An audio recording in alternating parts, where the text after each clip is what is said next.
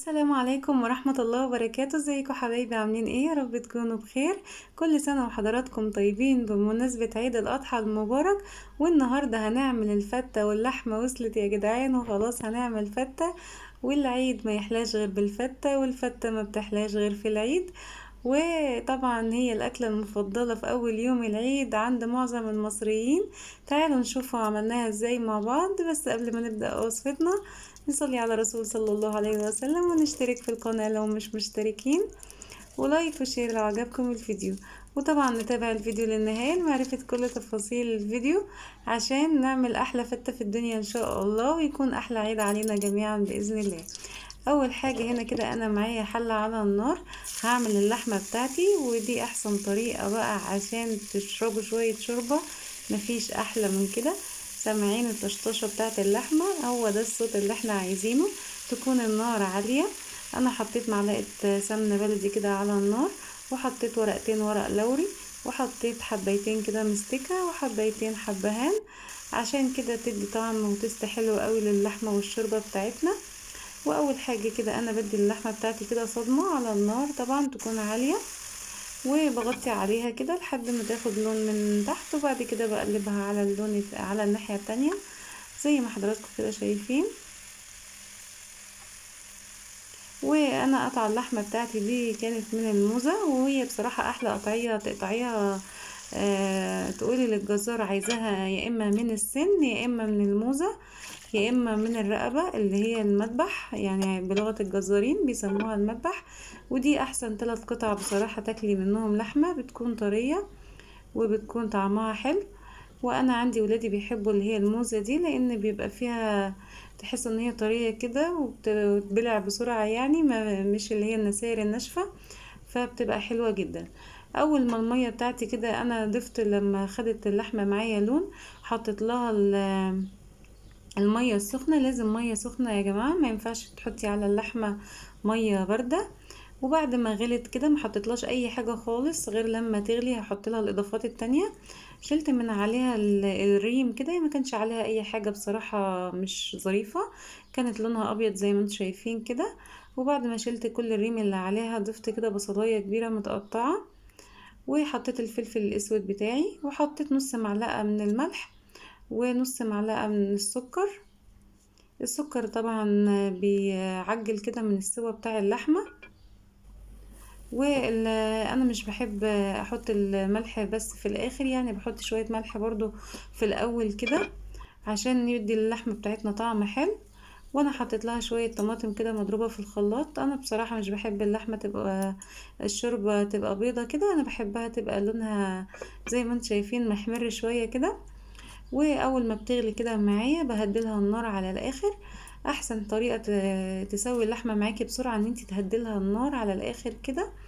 وقبل ما تستوي كده بربع ساعة بتحط لها بقى، بتدوقيها وتشوفيها، تحط لها الملح المظبوط بتاعها. وكمان بتبقى لونها من جوه كده لما تعمليها على نار هادية، بتبقى لونها كده بامبي حلو، شكله كده حلو، مش لحمة غامقة. وهنا هعمل معايا الرز بقى الابيض بتاعي الجميل بتاع الفتة. حطيت معلقة زيت كده ومعلقة سمنة، وحطيت ورقتين لوري، وحطيت حبيتين برضو مستكة بتدي طعم حلو قوي للرز. وشايفين بقى انا عملت الحبهان بتاعي ازاي. جبت خلة كده من اللي هي بتاعت الشيش طاووق، ما كانش عندي خلة السنان، بس لو خلة السنان هتنفع طبعا قوي.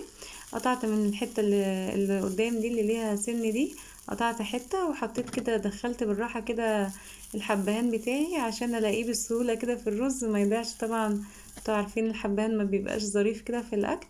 وبشوح الرز بتاعي كده في السمنة، لازم اديله تغليفة كده بكل المادة الدهنية معايا، واقلبه تقلبتين حلوين كده. وبعدين انا طبعا معايا الشوربة على النار بتاعت اللحمة، حطيت كبشتين كده، كبشتين 3 كده على الرز عشان يديلها طعم حلو اهو زي ما انتم شايفين. وبكمل بمية، ما ينفعش تحطي شوربة خالص، تحطي برضو شوربة على مية طبعا مغلية. وحطيت بقى الملح طبعا بتاعي المظبوط، لو عايزة في الوقت ده تحطي مكعب مرقة مفيش مشكلة. وانا حطيت السمنة بتاعتي كده على الوش، كنت في الاول حطيت زيت بس، وبعد كده حطيت السمنة البلدي كده عشان تدي طعم حلو قوي للرز. وسبته بقى، هديت عليه النار وحطيت له كده الشياطة عشان يستوي براحته. وهنا انا معايا عيش شامي كده، هقطعه طبعا كده مربعات كده للفتة بتاعتنا. واي عيش عندك هينفع، عيش بلدي، عيش من بتاع الفرن، اي عيش. انا كان عندي عيش شامي بصراحة، فقطعته كده عشان احمره على النار للفتة الجميلة بتاعتنا. طبعا انتوا عارفين ان العيد بتاعنا، يعني العيد الكبير، ما ينفعش في مصر يعدي كده من غير الفتة. ودي الاكلة الرسمية بتاعتنا بتاعت اول يوم العيد. كل سنة وحضراتكم طيبين، ويا رب يجي علينا واحنا في احسن حال ان شاء الله. وهنا الرز بتاعي انا بقلبه بشوكة كده عشان ما يتكسرش. وكده خلاص استوى وطفيت عليه. وهنا معايا في طاسة على النار حطيت شوية من الزيت ومعلقة من السمنة البلدي. تحطي كده ميكس من الزيت والسمنة، بس اهم حاجة يعني الافضل ان هي تكون سمنة بلدي عشان تدي للعيش والفتة بتاعتنا طعم حلو. ودي كانت سمنة بقري بصراحة، وبتبقى خفيفة جدا في الاكل. وبحمر العيش بتاعي كده، احمصه كده زي ما انتم شايفين على النار. وممكن في الوقت ده تحطيه في صينية في الفرن او في صاج، مفيش مشكلة. وتكوني مسيحة السمنة وتحطيها عليه. حطيت شوية ملح وشوية فلفل كده على العيش عشان كمان يديله طعم حلو. وخلاص حمرت كل العيش بتاعي، كان بقى مقرمش وحلو. وبحط كده في طبق كده على جنب. اللهم صل وسلم وبارك عليك يا حبيبي يا رسول الله. وهنا معايا هعمل بقى الدقة بتاعت الفتة بتاعتنا. دقة التوم. معايا هنا نص معلقة من التوم، انا ما بحبش اكتر توم بصراحة عشان القولون يا جماعة. انتي طبعا كتري زي ما انتي عايزة، يعني دي حسب رغبتك انتي. وحطيت كده نص معلقة كزبرة، الكزبرة بتبقى حلوة قوي مع التوم. وحطيت كده طشيتها كده بنص في نص كوباية، ربع كوباية سوري، من الخل. وبعد ما طشيتها كده بالخل، طبعا تبعدي وشك لان الخل بيبقى ريحته نفاذة جدا. وحطيت كبشتين تلاتة كده من الشوربة عليها وطفيت عليها خلاص. وحطيتها في حاجة برضو كده نضيفة على جنب. وفي نفس الطاسة هعمل بقى الصلصة بتاعة الفتة برضو معانا. حطيت برضو حوالي ربع معلقة كده من الثوم. وعليها برضو رشة كزبرة. وطشيت بقى الطماطم بتاعتي الجميلة دي كانت صلصة جاهزة عندي في التلاجة، انا كنت عاملاها ومفرزناها. ولو مش عندك بتضربي طماطم عادي وبتحطي معاها معلقتين صلصة اللي هي البيوريه. وحطيت ملح وفلفل وبابريكا وبهارات ومكعب مرقة، بيدي طعم حلو قوي للصلصة بتاعة الفتة. طبعا حطيت الملح المظبوط على حسب الرغبة يعني. مش فاكرة الاخير ده حطيته كان ايه، كان توم باودر تقريبا. وهنا معايا برضو في طاسة على النار انا هحمر اللحمة بتاعتي يا جماعة بطريقة حلوة قوي هتعجبكم. هتاكلوا احسن حتة لحمة في الدنيا، جربوها بالطريقة دي. وان شاء الله مش هتبطلوا تعملوها في اي وقت، اذا كان في عيد او في اي وقت تاني. حطيت كده طبعا سمنة بلدي ورصيت اللحمة بتاعتي كده عشان تتحمر وتاخد لون حلو معايا.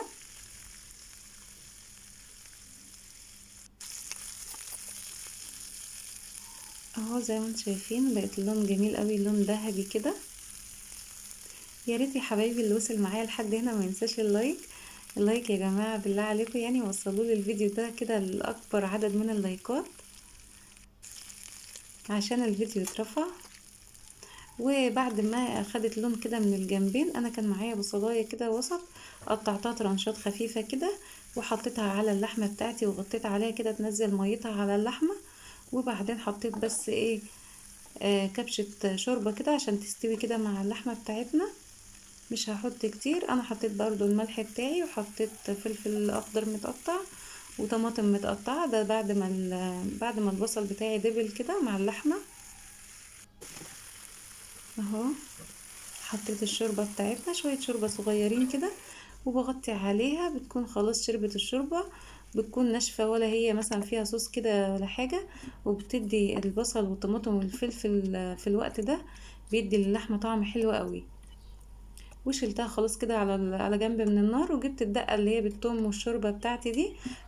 حطيت كده 3 مغارف على العيش بتاعنا المتحمص عشان يطرى شوية.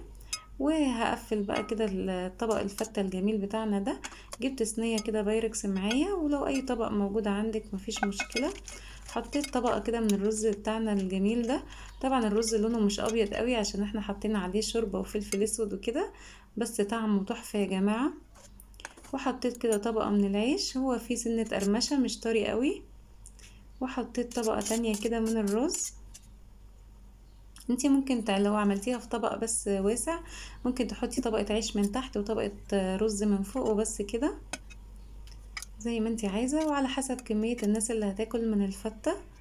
وحطيت كده في الجناب كده منظر جمالي كده بالعيش بتاعنا. العيش ده كان طعمه تحفة، انا ولادي كانوا بياخدوه من ورايا كده، كانوا بياكلوه كده شبه اي مقرمشات، كان طعمه حلو قوي. وادي اللحمه القمر بتاعتنا دي ريحتها تحفه قوي بالخلطه اللي انا عملتها لها دي. انا دايما بعمل اللحمه كده بتبقى طعمها حلو قوي، وما تبقاش ناشفه من التحمير، وفي نفس الوقت تبقى طعمها حلو. رصيتها كده على طبق الفته الجميل بتاعنا ده.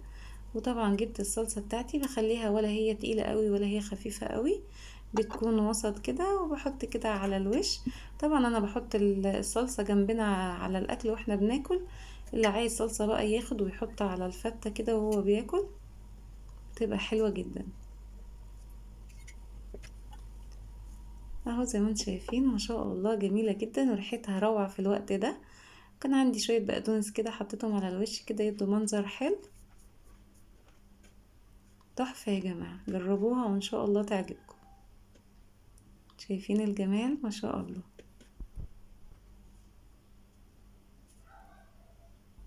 شايفين الطبقات شكلها حلو ازاي. ان شاء الله تاكلوا احلى لحمه، يعني احلى فته قصدي، في العيد ده باذن الله. جربوها ان شاء الله تعجبكم. وجربوا اللحمه بالطريقه دي، هتلاقوا الشوربه طعمها تحفه. وشايفين اللحمه من جوه لونها روز كده جميل ازاي، مش غامقه ولا اي حاجه. اهم حاجه اول ما تغلي كده اول غلوه توطوا عليها وتسيبوها تستوي براحتها. وده كان فيديو النهارده، كل سنه وانتم طيبين، واشوفكم في فيديو جديد ان شاء الله. بحبكم في الله، مع السلامه.